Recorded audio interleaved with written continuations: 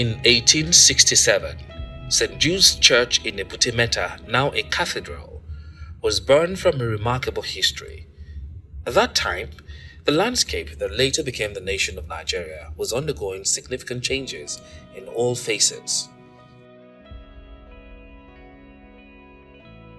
Fleeing the persecuted new convert Christians, refugees, displaced from Fule Egbaland in Abeokuta, found solace in this part of Lagos, forever marking it as Agoegba. One Reverend Valentine Faulkner was given the task of leading the refugees to this place. So the entire area around here is called Agoegba. They sought and found safety and began the monumental task of establishing a church. In 1869, the effort came to fruition when St. Jude's Church was dedicated.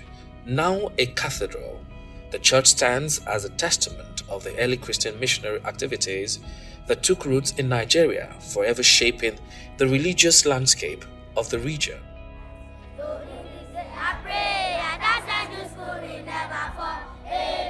Education held a significant place in the hearts of the missionaries.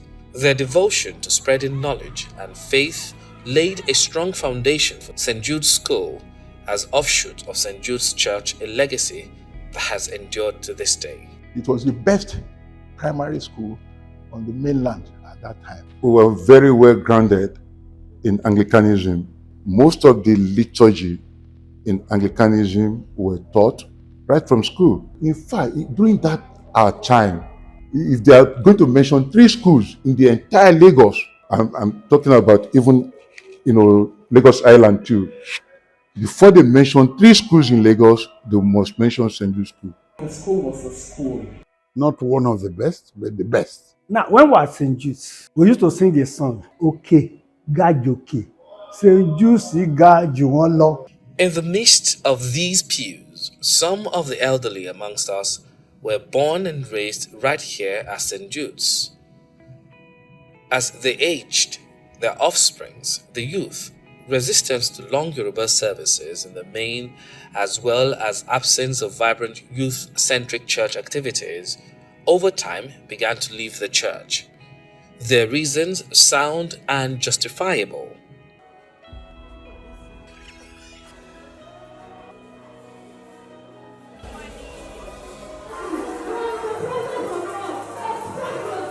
Thankfully, the church management have been on a mission of reinventing the activities of the church, which in turn has been attracting them back. Yes, some of our children left, but quite a number of our children, they stayed behind and they were useful in the church. We try to engage the youth, the teens in the Sunday school with several activities.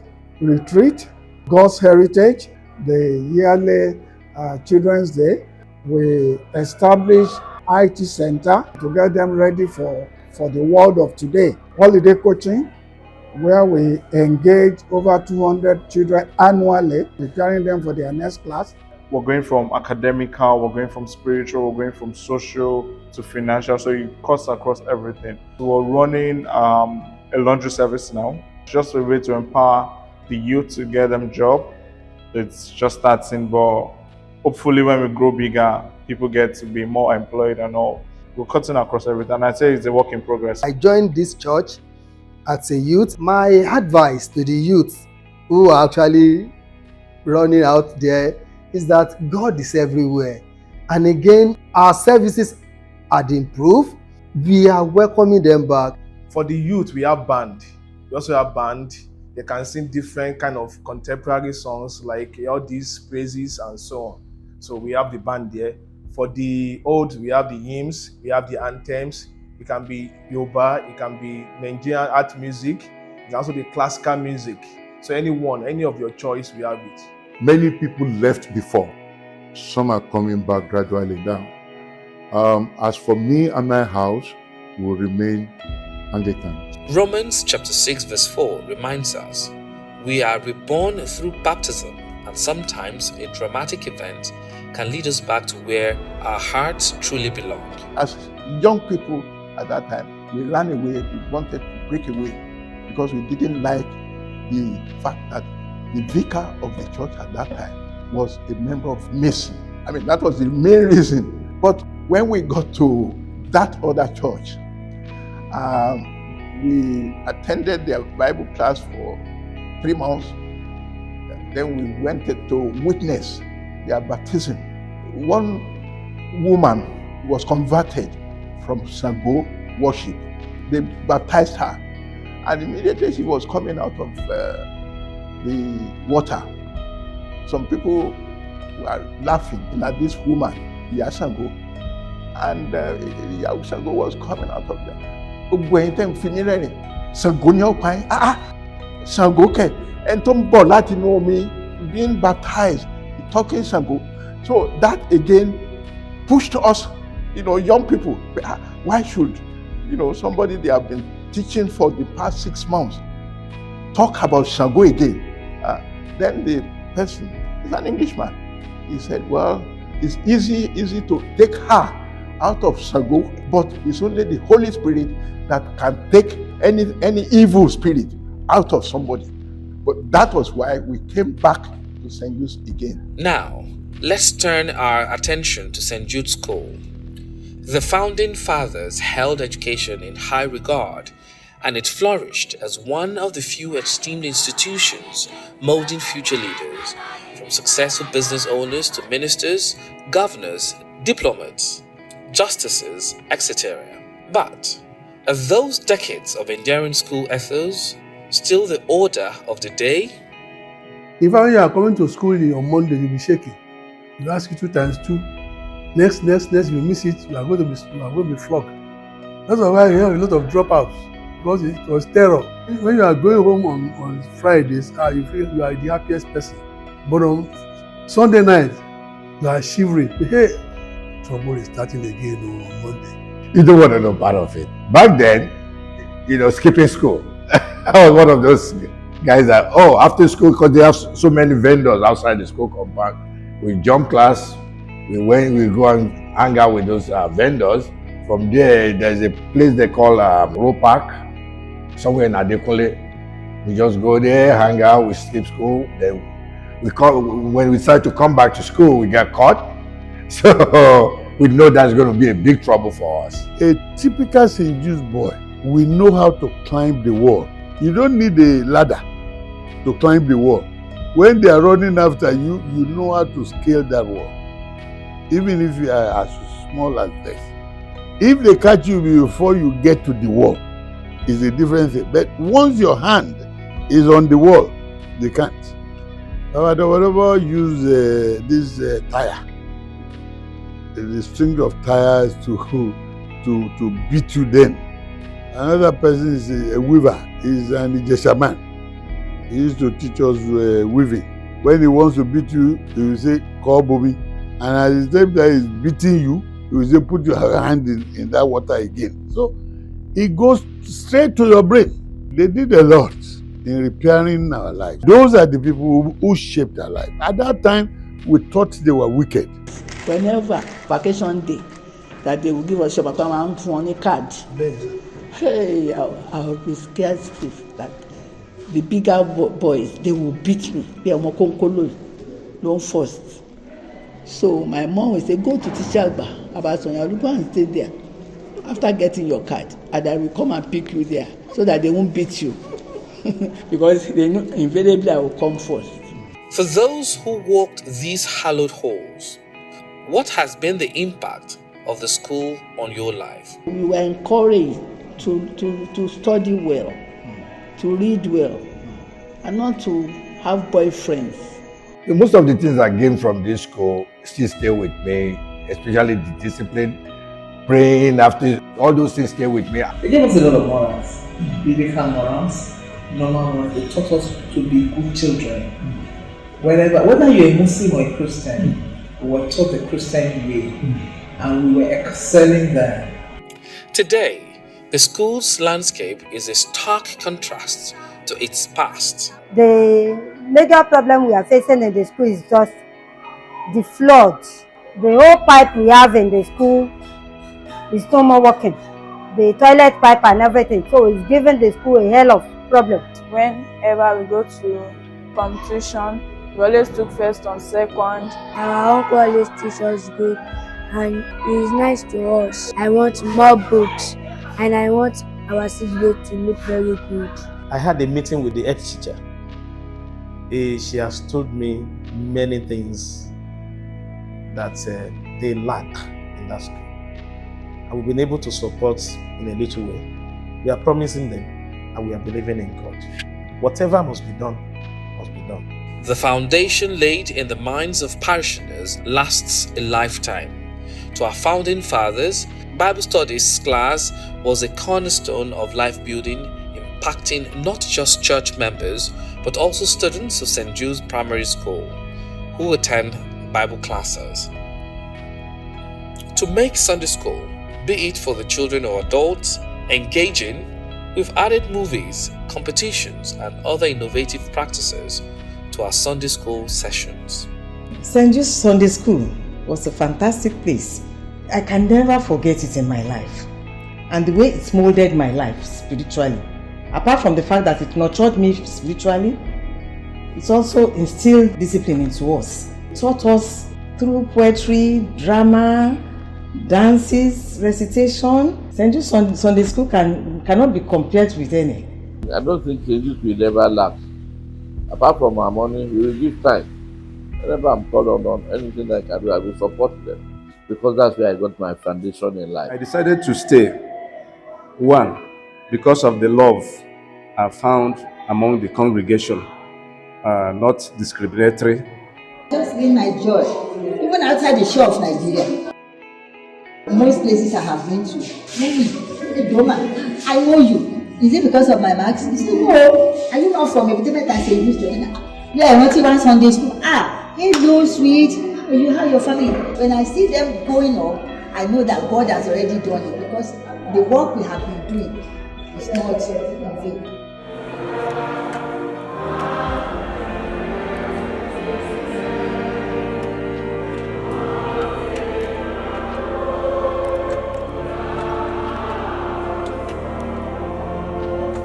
The foresight of our founders on real estate investments yielded funds for the propagation of the gospel, including acquisition of the church's pipe organs.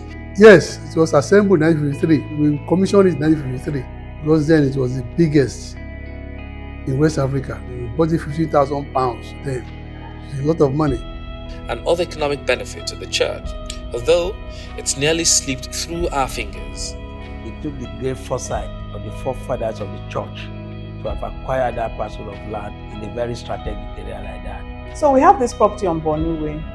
It's a large expanse of land. It's about over 8,500 square meters in the middle of the Vitoneta. It's essentially divided into two parts. We have one part that has flats on it and the other part is bare. Circumstances made the church at that time to use that property for the purpose of raising resources. Our forebearers in 1921 leased the property to Luigi Ambrosini for 99 years. Now, Luigi Ambrosini was a Lebanese man. He leased it to his company to make it more formal. His company leased it to Chikapa for 65 years, and he left. Now, the agreement our forebearers had with him, he was supposed to pay annual rental to the church. I think he only paid it for some years and then he left. On the property, they were built by Chikapa and they used it for their staff, as staff quarters. Huge flats, very nice. They now took a loan from UBA and mortgaged the property, which they could because it was a long lease. And then they went bust. So when they went bust, UBA sold the loan to AMCON, as all loans were being sold to AMCON then. The reversionary interest is just a few years. So we need to inform them and stop them. So as God will have it, who was the chairman of AMCON at the time? He's a brother of mine. So let's get across to Dr. Bani. So I did. I called him. The time that my attention was drawn to it by my Lord Honorable Justice Adebi for my intervention. And when I look at it, I discovered that really the lease had expired. What ought to be a cobia was the unexhausted interest. Having exhausted it, the thing must revert back to the owner.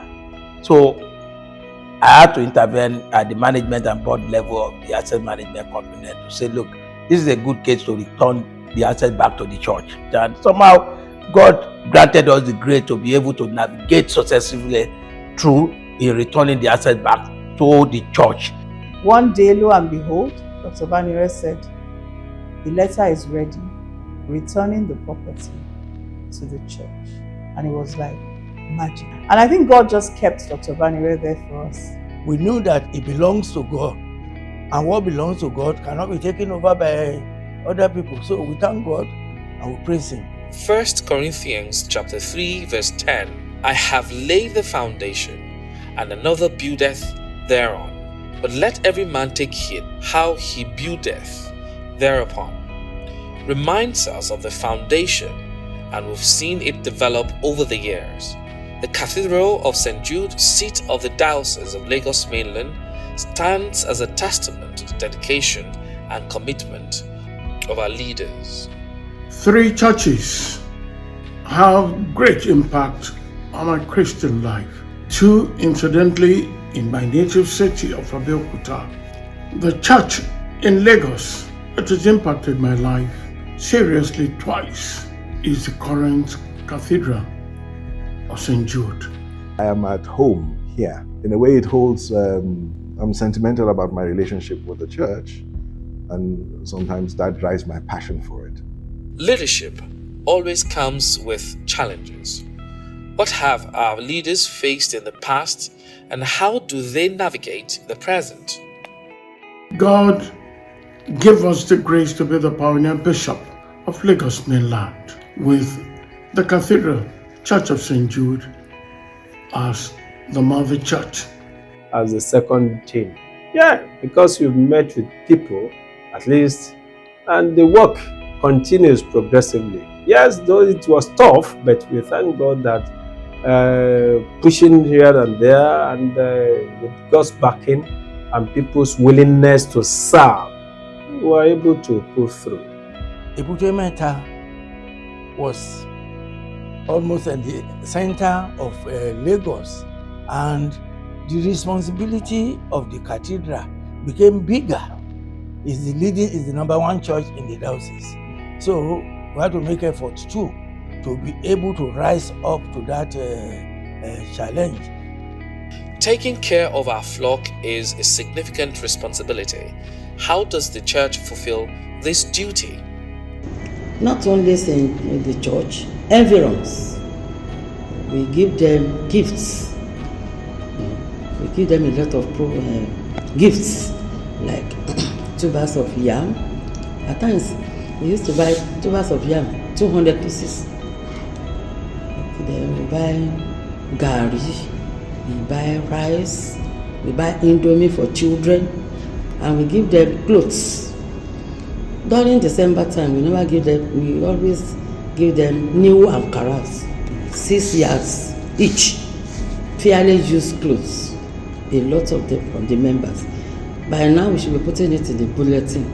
They know the time, and they will come, and they are very happy anytime. Then, the sick people, there are some people, they don't even have money to do tests. And if they don't do tests, how would they know what is wrong with them and how to? Women have long been the bedrock of our church, their unwavering dedication shaping our legacy.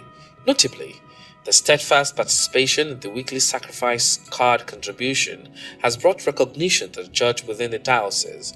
At times, our church has stood at the forefront, leading in contributions and setting an admirable example.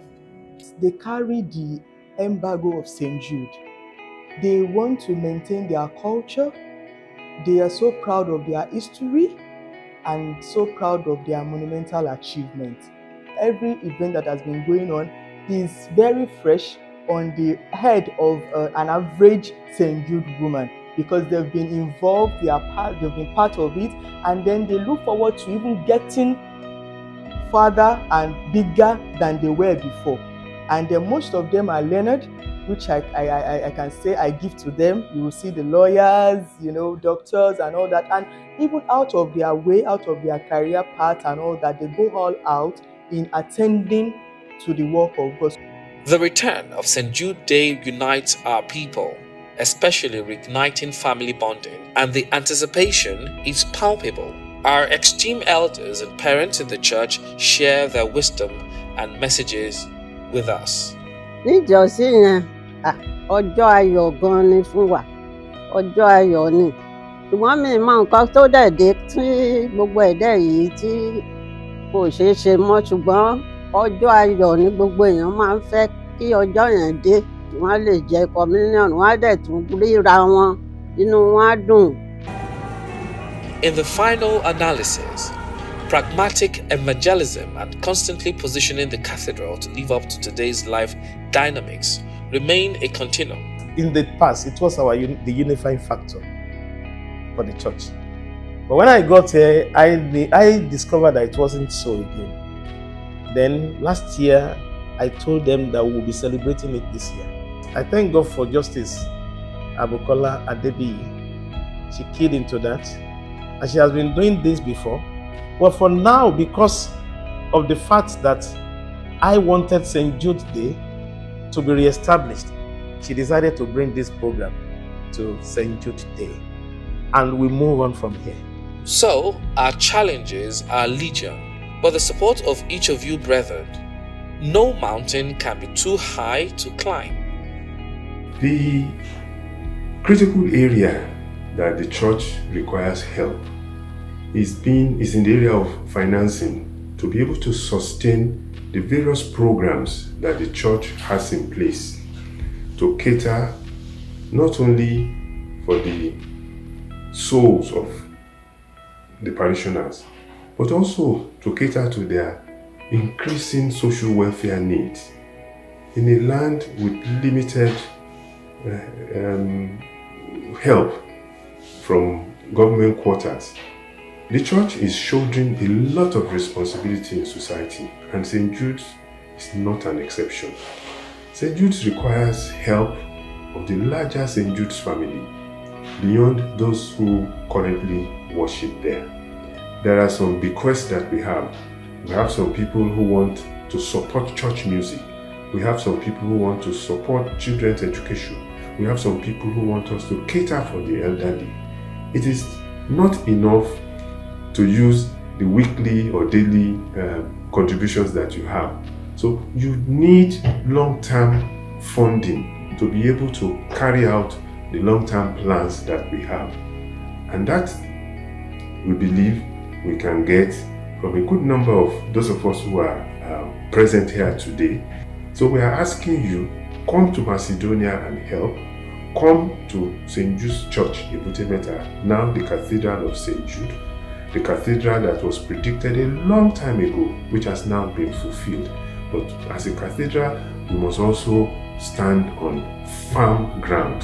And with the help of you people, that can only be realized. Cathedral of St. Jude is a divine mission, one that must continue.